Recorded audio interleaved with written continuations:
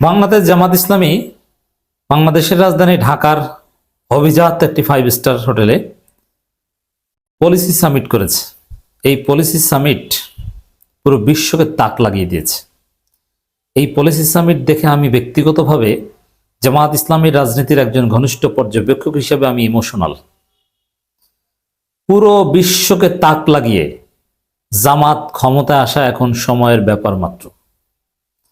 এই পলিসি সামিটের গুরুত্ব এতটাই বেশি, জামাত ইসলামের 85 বছরের জল্পনা কল্পনার অবসান ঘটেছে।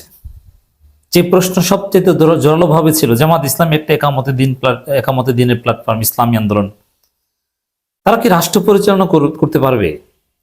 ইউরোপীয় ন্যাশনাল স্টেটের কাঠামোতে গড়ে ওঠা আধুনিক গ্লোবালাইজেশনের এই যুগে রাষ্ট্র পরিচালনা করা, ইটস এ গ্রেট চ্যালেঞ্জ।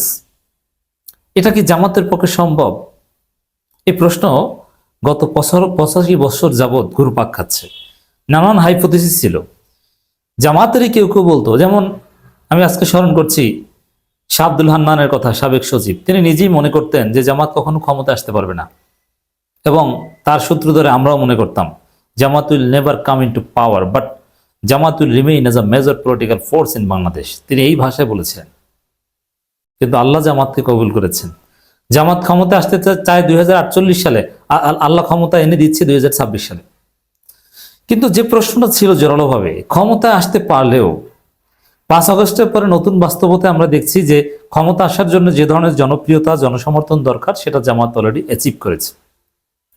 সমস্ত অসম্ভবকে সম্ভব করা হয়েছে। ডাকসুতে শিবির জিতবে, আবার জাকসুতে অসম্ভব ছিল না, সেটা সম্ভব হয়েছে। জাতীয় নির্বাচনে জামাতের যে জনপ্রিয়তা, ক্ষমতায় আসতে আর কোনো বাধা নেই, সময়ের ব্যাপার মাত্র। এখন সুষ্ঠু নির্বাচন হওয়াটাই বাধা, এছাড়া কোনো বাধা নেই। কিন্তু তার চাইতেও জোরালো প্রশ্ন আমরা তাত্ত্বিকভাবে আলোচনা করতাম যে জামাত ক্ষমতা আসলে কি দেশ পরিচালনা করতে পারবে? এই ধরনের কোনো প্রস্তুতি, এই ধরনের জ্ঞান, যোগ্য লোক আছে? কিছুদিন আগে বিএনপির জামাই কোটার বুদ্ধিজীবী ফাহাম আব্দুল সালাম প্রশ্ন করেছিলেন যে জামাত ক্ষমতায় আসলে অর্থমন্ত্রী কে হবে? এবার জামাত দেখিয়ে দিয়েছে যে জামাত কিভাবে দেশ চালাতে পারবে, এশিয়া মহাদেশও চালাতে পারবে, জাতিসংঘও চালাতে পারবে। কি করেছে জামাত? আপনার কাছে অকল্পনীয় লাগবে যে জামাত কি করছে। গত 85 বছরের যত চ্যালেঞ্জ ছিল, যত বড় প্রশ্ন ছিল, সবকিছুর উত্তর এখানে হয়ে গেছে। এই পলিসি সামিট জামাতের ইতিহাসে লেখা থাকবে। ক্ষমতা আসার আগে জামাত দেখিয়ে দিতে পেরেছে, প্রমাণ করতে পেরেছে, নির্বাচনের আগে এটা জামাতের জন্য একটা গ্রেটেস্ট অ্যাচিভমেন্ট, যে জামাত দেখিয়ে দিয়েছে তারা ক্ষমতা আসতে পারে এবং রাষ্ট্র পরিচালনা করতে পারবে। কিভাবে করবে? একদম রূপরেখা কমপ্লিটলি প্রেজেন্ট করেছে পুরো পৃথিবীর সামনে, নট অনলি টুয়ার্ডস বাংলাদেশ, সারা পৃথিবীকে দেখিয়ে দিয়েছে। দর্শক, আপনি চিন্তা করেন, জামাতের পলিসি সামিটে কারা ছিল না? যারা জামাতের প্রোগ্রামে থাকবে কেউ কোনোদিন কল্পনা করেনি, তারা থেকেছে। জামাতের পলিসি সামিটে ভারত সহ 30 দেশের প্রতিনিধি, ভারত, আমেরিকা, মানে এখানে সবচেয়ে প্রশ্ন ভারত, যে ভারত কি মানবে আসলে জামাত ক্ষমতা আসলে? আমাকে ঢাকা বিশ্ববিদ্যালয়ের শিক্ষক একদিন বলেছিলেন যে সুলাইমান, জামাত ক্ষমতা আসলে ভারত প্রয়োজনে পারমাণবিক বোমা মারবে, কিন্তু না, জামাতকে ক্ষমতায় গ্রহণ করতে বুকে পাথর চাপা দিয়ে হলো ভারত বাধ্য থাকবে, প্রস্তুতি শুরু করেছে। জামাতের পলিসি সামিটে ভারতের প্রতিনিধি থাকে। অতএব বাধাটা কোথায় বলেন? কে আটকাবে জামাতকে? কেউ আটকাতে পারবে না। জনগণ সাথে থাকলে, আল্লাহ চাইলে পৃথিবীর কোনো শক্তি আটকাতে পারবে না। এটা আমরা এই পলিসি সামিটের মাধ্যমে দেখতে পেয়েছি। এবং ক্ষমতা আসলে মুরসি হবে না, ক্ষমতা আসলে জামাত, ক্ষমতা আসলে এরদোগান হবে, মুরসি হবে না। আই রিপিট, রশিদ ঘানুশিও হবে না জামাত, জামাত হবে এরদোগান। সারা পৃথিবীতে তাক লাগিয়ে দিবে ইনশাআল্লাহ। Just wait and see. এই পলিসি সামিট আমি স্ক্রুটিনাইজ করেছি। আমি সত্যি ইমোশনাল যে জামাত এত কিছু পারবে। আমি 5 মাস আগেও কল্পনা করিনি যে এত উচ্চতায় আল্লাহ জামাতকে নিয়ে যাবে। আল্লাহ ডাক্তার শফিকুর রহমানকে রহম করুক, কবুল করুক পরিপূর্ণভাবে। এই মানুষটাকে বাংলাদেশের প্রধানমন্ত্রী হিসাবে আমরা দেখতে চাই, কারণ তিনি যে করছেন অকল্পনীয়, আনইমাজিনেবল ফর জামাত। ভারত ছিল। আচ্ছা, ডেইলি স্টারের মাহফুজা নাম জামাতের পলিসি সামিটে থাকবে, এটা ভাই আমি তো 2 দিন আগেও কল্পনা করিনি। এখন দেখছি ডেইলি স্টার মাহফুজা নামও জামাতের পলিসি সামিটে আমিরে জামাতের পাশে বসে আছেন। দেবপ্রিয় ভট্টাচার্য জামাতের পলিসি সামিটে থাকবেন।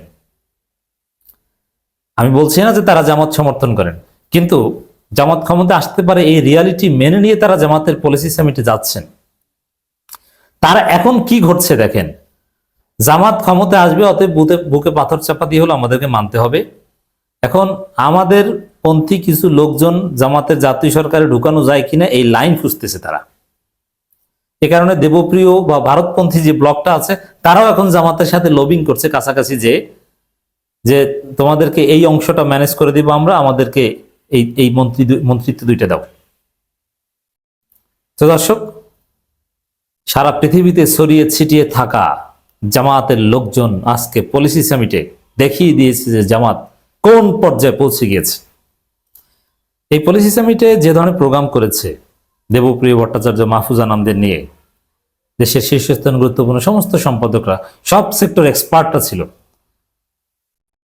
ট্যাক্সেশন থেকে শুরু করে trade and commerce, finance policy, সব কিভাবে কি এখন কত পার্সেন্ট কি বিনা সুদে লোন দিয়ে পৃথিবীর প্রথম সারি বিশ্ববিদ্যালয়গুলোতে জামাত বাংলাদেশ থেকে স্টুডেন্টদের উচ্চশিক্ষার জন্য পাঠাবে, নারীর ক্ষমতায়ন, ইউরোপ আমেরিকার যত প্রশ্ন ছিল যে নারীদের পার্টিসিপেশনটা কিভাবে হবে, জামাত একদম ক্লারিফাই করেছে। এখন অতি সূক্ষ্ম, অতি জটিল, যেমন ট্যাক্সেশন পলিসি কিংবা ফাইন্যান্স, ট্রেড অ্যান্ড কমার্স থেকে শুরু করে অতি সূক্ষ্ম পলিসি আমি এখানে আলোচনা করছি না, এটা আমার আলোচ্য বিষয় কখনোই না। আমি আলোচনা করি আমার প্রিয় ভাইদের জন্য, যারা একদম ইন্টেলেকচুয়াল না, আবার সচেতন নাগরিক, ইসলামকে ভালোবাসেন, ইসলামী আন্দোলনকে ভালোবাসেন, জামাতকে ভালোবাসেন, দাঁড়িপাল্লায় ভোট দিতে চান। এই জন্য আপনাদের যে জ্ঞানের খোরাক দরকার সেটা মিটাচ্ছি।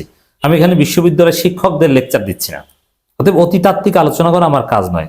আপনাদের জন্য, আমার দর্শকদের জন্য যা দরকার আমি সেটাই করছি এখানে। এই জন্য আমি ট্যাক্সেশন পলিসি কি, জামাতের কোন ক্ষেত্রে কত বাজেট হবে, জিডিপির কত পার্সেন্ট কোন ক্ষেত্রে কি খরচ করবে, আমি অতি জটিল এই জামাতের রূপরেখা যাচ্ছি না।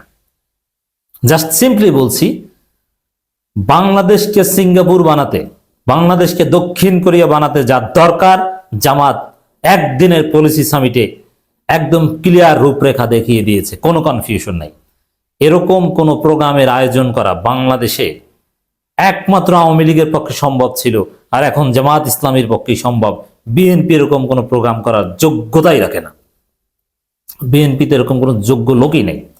বিএনপিতে অনেক যোগ্য লোক ছিল, তারা নাই, এখন মারা গেছে। দেশের মওদুদ আহমেদরা ছিল, আরো অনেকেই ছিলেন, তারা নেই, খন্দকার মাহবুবরা ছিলেন। কিন্তু এখন যোগ্য লোক যারা আছে, আওয়ামী লীগের যোগ্য লোক, তারা পালিয়েছে।